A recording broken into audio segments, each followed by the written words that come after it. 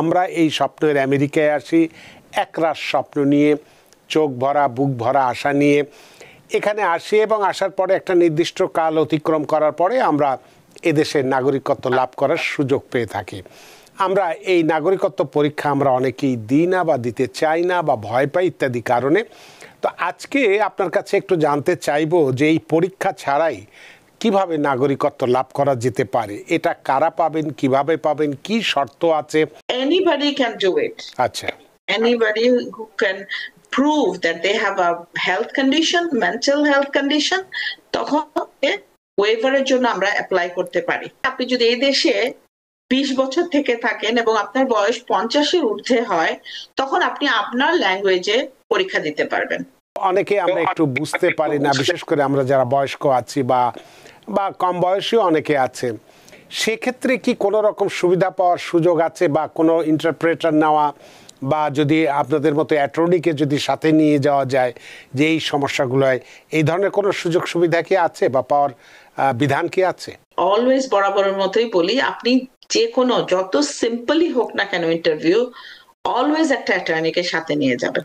আমরা এই স্বপ্নের আমেরিকায় আসি একরাশ স্বপ্ন নিয়ে, চোখ ভরা বুক ভরা আশা নিয়ে এখানে আসি এবং আসার পরে একটা নির্দিষ্ট কাল অতিক্রম করার পরে আমরা এদেশের নাগরিকত্ব লাভ করার সুযোগ পেয়ে থাকি। কিন্তু এই নাগরিকত্ব লাভের ক্ষেত্রে অনেকেরই হয়তো বয়স বিবেচনায় হতে পারে, শারীরিক কন্ডিশনের ক্ষেত্রে হতে পারে বা বিভিন্ন কারণে হতে পারে, আমরা বা ভাষাগত সমস্যার কারণেও অনেক সময় হতে পারে, আমরা এই নাগরিকত্ব পরীক্ষা আমরা অনেকেই দিই না বা দিতে চাই না বা ভয় পাই ইত্যাদি কারণে। তো আজকে আপনার কাছে একটু জানতে চাইবো যে এই পরীক্ষা ছাড়াই কিভাবে নাগরিকত্ব লাভ করা যেতে পারে, এটা কারা পাবেন, কিভাবে পাবেন, কি শর্ত আছে সব। অর্থাৎ নাগরিকত্ব পরীক্ষায় তো অনেকগুলো সেগমেন্ট থাকে, লিখিত থাকে, মৌখিক থাকে, ভূগোল থাকে, ইতিহাস থাকে, নানান কিছু থাকে। সবগুলোই কি দিতে হবে নাকি কোনগুলো ছাড় পাওয়া যেতে না সবগুলোই ছাড় পাওয়া যেতে পারে? এই বিষয়গুলো আপনার কাছে বিস্তারিতভাবে জানতে চাই অ্যাটর্নি ইরশাদ সামি। হ্যাঁ, ধন্যবাদ রানা ভাই, খুব প্রাসঙ্গিক একটাই প্রশ্ন করেছেন। এবং আমরা ইদানিং কালে রিসেন্টলি দেখছি যে ওয়েভার অনেক বেশি গ্রান্ট করছে, সিটিজেনশিপ এক্সাম ওয়েভার ইউজুয়ালি আমরা যেটা আমরা যদি বয়স প্রাপ্ত হয়ে থাকে, ফর এক্সাম্পল সিনিয়র সিটিজেন যারা, যেমন 65 এন্ড ওল্ডার হলে এবং ওনাদের কোনো আন্ডারলাইং হেলথ কন্ডিশন, মেন্টাল হতে পারে, ফিজিক্যাল হতে পারে, কেপেবল না নতুন কিছু শেখার, তখন এটা যদি আমরা প্রমাণ করতে পারি উইথ দ্য ডক্টরস রিপোর্ট, তখন এটা তারা ওয়েভ করে। এটা হচ্ছে একটা। আরেকটা হচ্ছে যদি আপনি আন্ডার আপনার বয়স আপনি 65 ওল্ডার না, কিন্তু আপনি আন্ডার, বাট আপনার ফিজিক্যাল কন্ডিশন অথবা মেন্টাল কন্ডিশন আছে, এটা হচ্ছে আপনার মেমোরি লস হতে পারে, ডাইমেনশিয়া হতে পারে, আলজাইমার হতে পারে, অথবা এনি আদার রেকগনাইজড ডিজিজ, যেটা ডাক্তার আপনাকে তাদের ডাক্তারের রিপোর্টে লিখে দিবে, এটার ওয়েভার পেতে পারেন। সো এটা বয়স ম্যাটার করে না। কিন্তু ইউএসসিআইএস ইউজুয়ালি কম বয়স হলে তখন আপনাকে হার্ড টাইম দেয়, বাট ইটস নট কম বয়সটা কি কোনো সীমারেখা আছে? কম বয়সের কি কোনো সীমারেখা আছে যে 20 বা 20-এর নিচে এই ধরনের? Anybody can do it. আচ্ছা, anybody who can prove that they have a health condition, mental health condition, তখন ওয়েভারের জন্য আমরা অ্যাপ্লাই করতে পারি। আর হচ্ছে যদি বয়স আপনার 60 অথবা 55 অ্যাবাভ, তাহলে আমাদের জন্য এটা একটু ইজিয়ার হয়। Also with medical document which is N648 বলে, যেটা আপনি সাইকিয়াট্রিক ডক্টর, ক্লিনিক্যাল সাইকোলজিস্ট দ্বারা আপনি ফিল আপ করে এটা সাবমিট করতে পারেন টুগেদার উইথ N400, যে আপনি টেস্টে ওয়েভার চাচ্ছেন।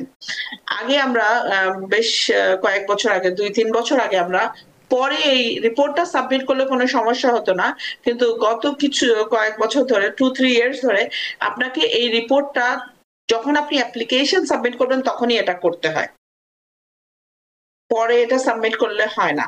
সো এটাতে দুইটা আপনাকে চান্স দেওয়া হয়। প্রথমে আপনাকে দেখবে, যদি ইউএসসিআইএস অফিসার এটাতে স্যাটিসফাইড না হয়, তাহলে আপনি রিকোয়েস্ট করতে পারেন কেন তারা স্যাটিসফাইড না, আপনাকে একটা N14 নামে একটা ফর্মে লিখে দিতে কি কি বিষয়ে তারা স্যাটিসফাইড না, এবং যেটা আপনি সেকেন্ড ইন্টারভিউতে আপনি আপনার মেডিকেল ডকুমেন্টটা কারেক্ট করে নিয়ে যেতে পারেন। এটা হচ্ছে যে যারা কমপ্লিট ওয়েভার চান। তারপরে আরেকটা আছে, আপনি যদি এই দেশে 20 বছর থেকে থাকেন এবং আপনার বয়স 50-এর ঊর্ধ্বে হয়, তখন আপনি আপনার ল্যাঙ্গুয়েজে পরীক্ষা দিতে পারবেন। সেটাতে মৌখিক আপনাকে প্রশ্ন করা হবে, এবং যদি আপনি উত্তর দিতে পারেন, তাহলে আপনার লেখা আর আপনার রিডিং এবং আন্ডারস্ট্যান্ডিং এর এটা আপনাকে ওয়েভ করে দেওয়া হয়। আরো একটা ক্যাটাগরি আছে, যেটা হচ্ছে আপনার বয়স যদি 55 হয় এবং আপনি এই দেশে 15 ইয়ার্স থাকেন, তখনও আপনি এটার ওয়েভার পেতে পারেন সিটিজেনশিপ এক্সামের জন্য।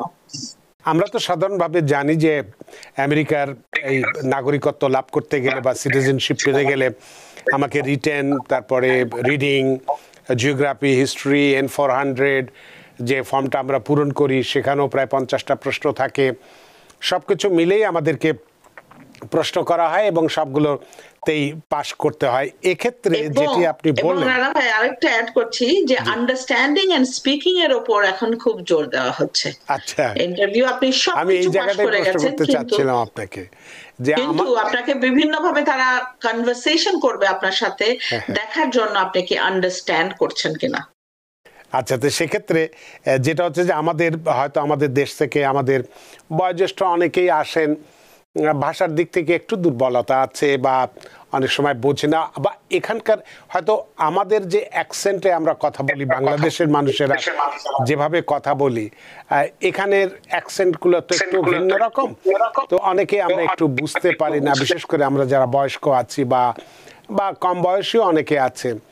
সেক্ষেত্রে কি কোনো রকম সুবিধা পাওয়ার সুযোগ আছে, বা কোনো ইন্টারপ্রেটার নেওয়া, বা যদি আপনাদের মতো অ্যাটর্নিকে যদি সাথে নিয়ে যাওয়া যায় যে এই সমস্যাগুলোয়, এই ধরনের কোনো সুযোগ সুবিধা কি আছে বা পাওয়ার বিধান কি আছে? জি রানা ভাই, খুব সুন্দর প্রশ্ন করেছেন। আমি অলওয়েজ বরাবরের মতোই বলি, আপনি যে কোনো যত সিম্পলই হোক না কেন ইন্টারভিউ, অলওয়েজ একটা অ্যাটর্নিকে সাথে নিয়ে যাবেন। ইটস এখনকার যে পরিস্থিতি, এর মধ্যে এটা হচ্ছে মাস্ট নিয়ে যাওয়া। এবং আপনি ইন্টারপ্রেটার যদি আপনার N400 N648 অ্যাকসেপ্টেড হয়, তখন ইউএসসিআইএস নিজেই আপনাকে ইন্টারপ্রেটার দেয়, অথবা আপনি যদি একটা আপনার সাথে আপনার রিলেটিভ অথবা আপনার ছেলে মেয়ে অথবা আপনার ওয়াইফ অথবা আপনার আত্মীয় স্বজন কাউকে আপনি সাথে নিয়ে যেতে চান ইন্টারপ্রেটার হিসাবে, আপনি নিয়ে সাথে রাখতে পারেন। যদি ইউএসসিআইএস এর ইন্টারপ্রেটার অ্যাভেলেবেল না থাকে, তাহলে সামটাইমস আপনার রিলেটিভ ও আপনার যাকে আপনি নিয়ে গেছেন ইন্টারপ্রেটার হিসেবে, তাকে ইউএসসিআইএস ইউজ করে। নিউ ইয়র্ক থেকে সম্প্রচারিত TVN 24 টেলিভিশন, বিশ্বজুড়ে বাঙালির কণ্ঠস্বর।